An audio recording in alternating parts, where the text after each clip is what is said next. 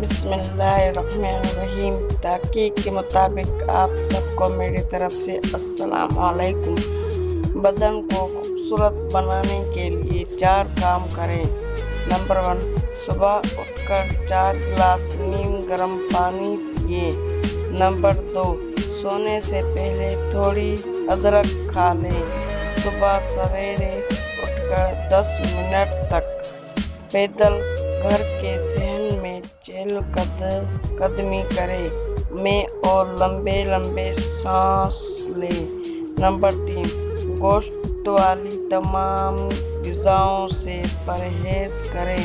Number 4, और सब्जियों और फलों का इस्तेमाल ज़्यादा करें, खासकर अनार खाएं। चैनल को सब्सक्राइब नहीं किया है तो सब्सक्राइब कीजिए, बेल आइकन पर क्लिक कीजिए ताकि आने वाले न्यू वीडियो आप तक पहुंच सके। अल्लाह हाफिज़।